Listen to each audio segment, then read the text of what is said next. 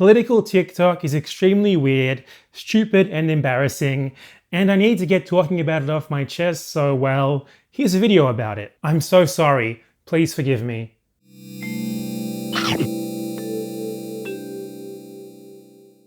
So the first time that I logged into TikTok on a brand new fresh account, my feed was nothing but like 20 straight videos of children all doing the exact same dance. So I had to go actually looking to find the political content, but when I did, it was surprisingly popular. And I say surprisingly because pretty much none of it actually merits being popular. I mean, I'm sure there's some worthwhile stuff in there, but I didn't really find much of it. Most of it is just zero effort garbage where the creator is just actively embarrassing themselves, yet they still get like 1 million views. I don't know what it is about TikTok's format that resulted in this, nor do I understand how or why anyone could like genuinely watch and enjoy this stuff, even if they agree with it completely. Is it me or is it the children who are wrong? You guys can be the judge. I'll start with the absolute worst political TikToker that I found, Greg Alcaro, a quote-unquote conservative comedian who somehow has 120,000 followers. About half of Greg's videos, I shit you not, are just him like making a stupid face at the camera while there's text on the screen that just dryly states his opinion on something. They're the sort of thing that should be like tweets at most, and they would be bad tweets at that. Yet for some reason, their videos. Here's an example.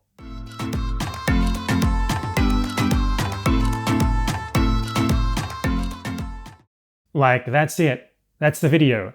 That's Greg. Conservative comedian. Apart from the clearly ridiculous misogyny here, which he doesn't even try to justify in any way, what benefit does this gain exactly from having some dumbass striking a pose in the background? Because for me, all that it does is take it from just being some idiot making a stupid statement to causing me copious amounts of secondhand embarrassment. Like, I struggle to watch these. In most of them, I last about a second before I just have to close it because I'm like, oh, no. Here's him doing the exact same thing 5 more times. I'm sorry. I'm so sorry to subject you to this.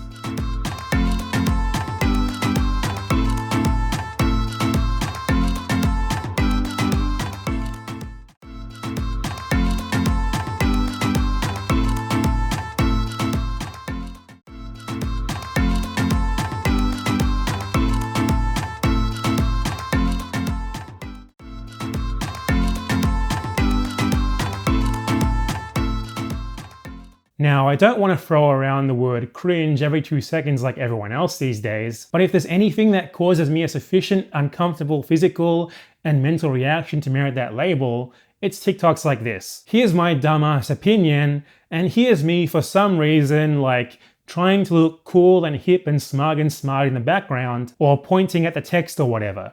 God, it's so bad. But hey, I don't want to misrepresent Greg here. He does actually sometimes make videos where he talks and tries to form an argument.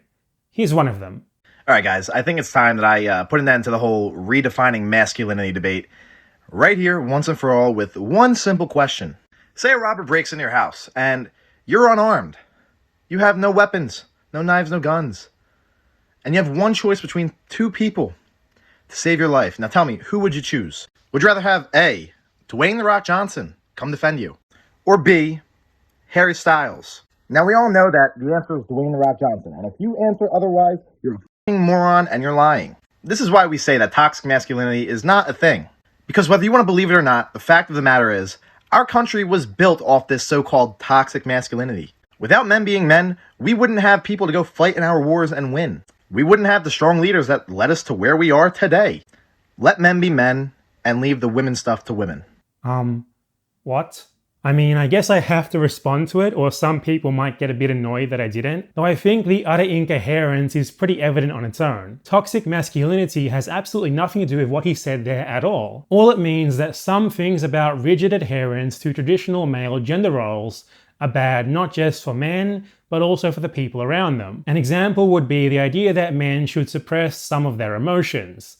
You know, the whole boys don't cry thing, which results in a lot of men keeping emotions that are perceived as feminine, like sadness or grief, to themselves, which then results in them being unable to express their feelings in ways that could give them relief, or they might avoid seeking help with their issues, or they might avoid opening up to those in their life who care about them and could help them get through them. Funnily enough, The Rock has actually talked about toxic masculinity before, and how he personally has struggled with the exact example that I just used. You know, and it's kind of like what's been deemed as toxic masculinity. But no, you got to talk about it, and you're not alone. I was an only child, and I kept that bottled in. Yeah. Like deep down. It wasn't good. So yeah, maybe he wasn't the best guy to invoke there. Toxic masculinity has absolutely nothing to do with bodybuilding or being strong. Like, if a guy wants to go to the gym, he wants to get big and strong, you know, cool. Who cares? Go for it, dude. Become just like The Rock. Would it make him better in a fight than some skinny singer?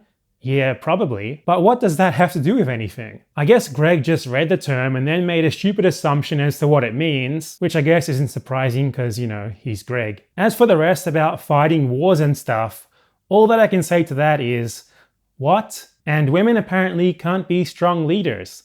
Only men. Therefore, men should do men stuff and women should do women stuff. Wow, got him, Greg. Conservative comedian. It's just incoherent drivel. And it's incredible that he legitimately seems to believe that he's put an end to it. I think it's time that I put an end to the whole redefining masculinity debate. Yeah, dude, nail in the coffin forever. You did it. Facts and logic, etc. But my absolute favorite Greg Alcaro TikTok is this one.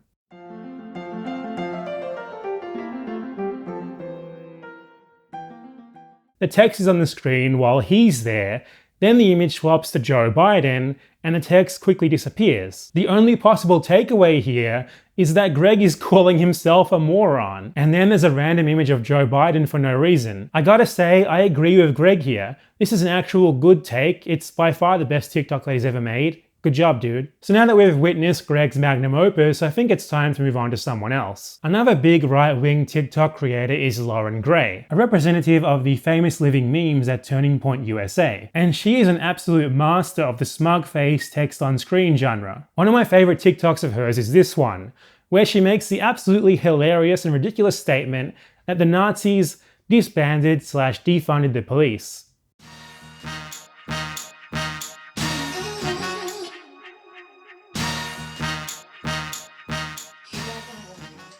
Now obviously this is a total joke. Why would the Interior Minister, who literally controls the police force, disband or defund them? Also, the Nazis very famously kind of ran a police state. Actually, I think it's kind of the most famous police state in history. So the entire premise here is kind of stupid, isn't it? Police state with no police. What actually happened is that the Nazis brought all of the regional police forces under a unified central command and then had them do their bidding.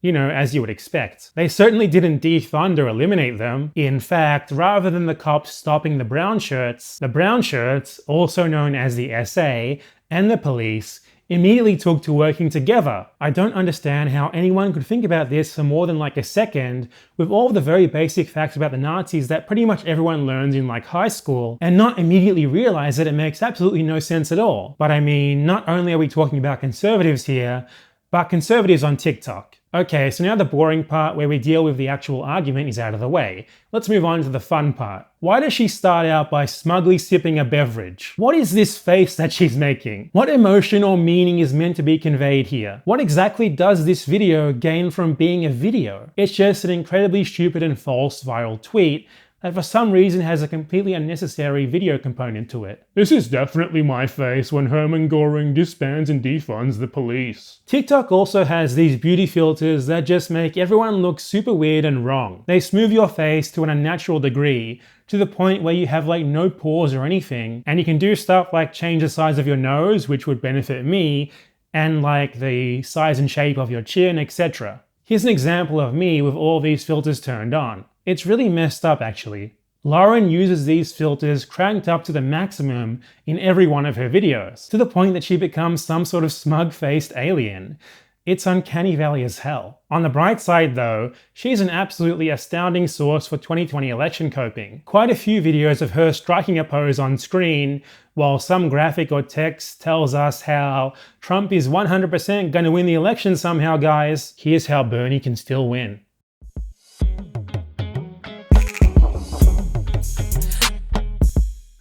Okay, so you were seen in court and it didn't really go too well, did it? This TikTok aged really poorly, really fast. Credit where it's due though.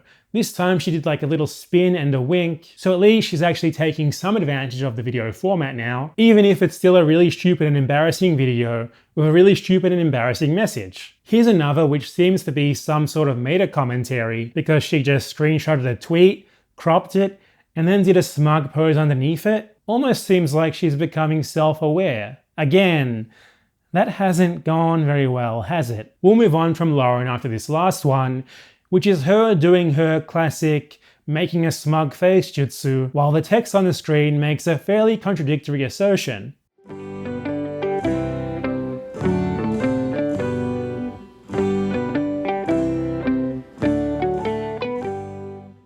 So, she hates those rich celebrities, right?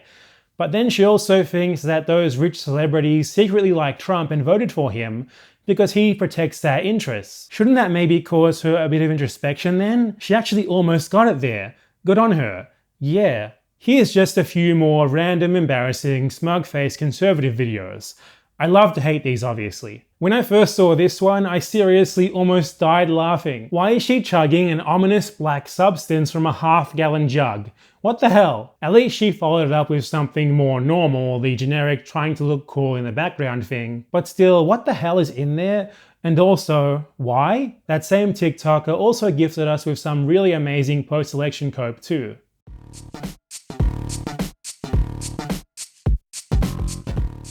Making faces while bold statements that had already aged poorly like 1 week later are on screen. That's basically conservative TikTok summed up.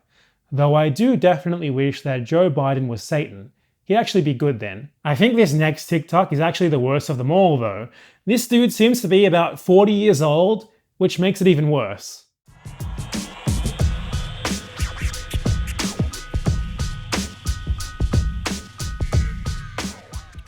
It's really just got it all. First, he somehow managed to turn the incredibly dumb statement of "people not wanting to watch my videos is bigotry" into an entire video. Not just that, but he then went and filmed it in a bathroom, put on his American flag bandana and a backwards cap, and then he did multiple different smug poses, such as the cross arms and the chin stroke, on top of a smug wink at the end. Absolutely masterful. 10 out of 10. I couldn't have ever hoped for anything better. So my overall assessment of right-wing TikTok is that it's just a bunch of people who are incredibly unfunny, who have zero charisma and awful beliefs, and who have no idea how to do anything aside from just sort of matter-of-factly stating said beliefs, which they seem to think is the pinnacle of both humor and rhetoric, and which they seem to think is somehow enhanced by them being in the background and striking stupid poses for the whole thing. But what about liberal TikTok? What about Joe Biden TikTok? Well, let's check out the TikTok for Biden intro video. Oh my god. Dear God. Dear God, no. What the fuck? Why are you cleaning sauce off the fucking floor? You know what? Let's not look at Biden TikTok. I'm fine, thanks. Okay, we'll watch just a few. It's gonna hurt though. You see, liberal TikTok reflects liberalism in general, in that it's just full of totally empty people who have no convictions either way. It's all about aesthetics and just seeing politicians do useless stuff, like just talking about how politicians do OMG, totally relatable thing, or, oh my god, look at how respectable this liberal politician is. You know, don't think about policy or anything that actually matters, like how they sanction and bomb other countries or whatever. Instead, let's drool over old pictures of Joe Biden from back in the day when he was younger and OMG, so hot. You know, and he was also kind of leading the charge against busing to end segregation. But you know, who cares about that? Just look at the pictures.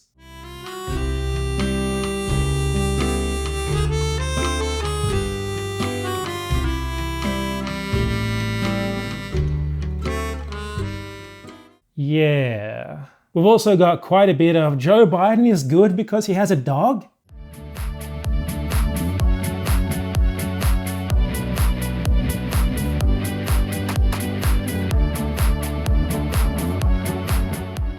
She is way too excited about a politician having a dog, about the least relevant thing imaginable. And that is not at all an uncommon sentiment. Here's another of the same.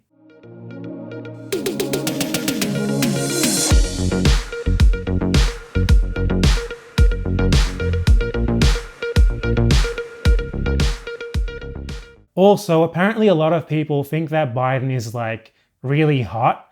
And I don't mean like back in the day. I mean right now.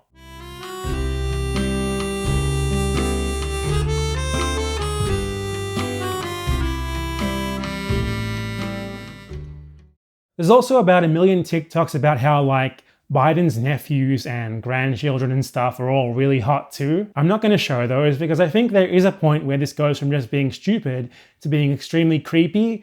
And that is it. Basically, they're liberals, and this is about what I expected of them. They also, of course, do their fair share of smug face while text is on screen, like in this video.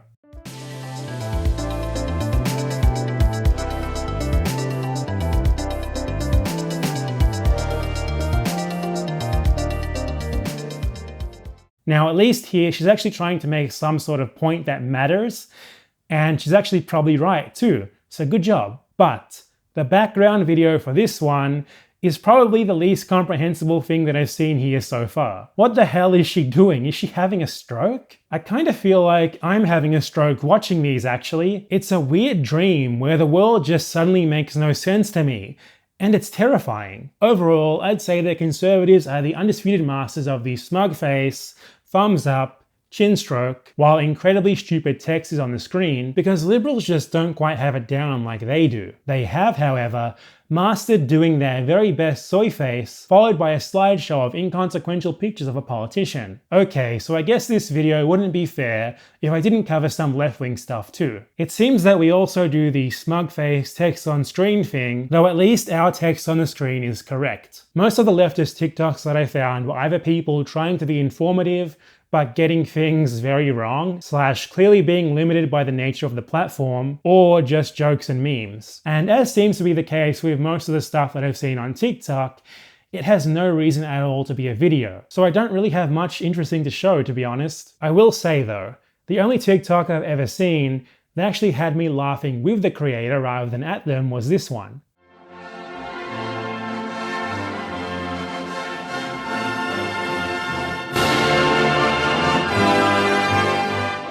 Very short, snappy, hits hard and fast, and above all, actually has a reason to be a video. More of that, less smug faces with text on the screen, and liberals soy-facing over dumb shit. What about Libertarian TikTok though? Let's see. An Argentine anarcho-capitalist TikToker, dressed in his Sunday best, ranting to the camera about election fraud against Donald Trump? Hubo manipulación en los números. Okay, I give up.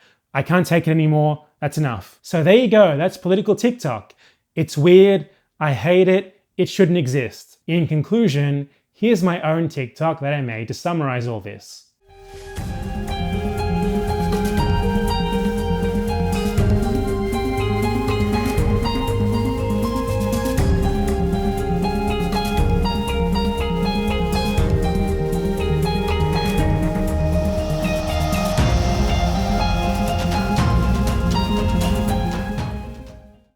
Thank you very much for watching this utter garbage. If you liked it, you should check out some of my other videos which are much more useful. And also, you know, subscribe to my channel and all that sort of stuff. If you really like my stuff, you could also support me on Patreon, send me a one-time tip on Ko-fi, or become a member on YouTube. You can especially get some nice rewards on my Patreon, such as access to my exclusive Discord server, occasional previews and early releases of my videos, a monthly update video, and even your name in the credits like you're seeing right here. Speaking of which, now I'd just like to thank all of my patrons and especially my $25 plus patrons: Brosnan, Jesse Hosick, A Big Mean Cat, Darcius B, Benny G, Gel Cribson, Dusty, Pote, Mischief and Fins, Shub, Fertahan, Evan Carroll, and my $10 plus patrons, Gila Zaucoin, Namushin, Insurgente, Nico Del Sesto, Eleanor Taylor, Cab the Burdened One,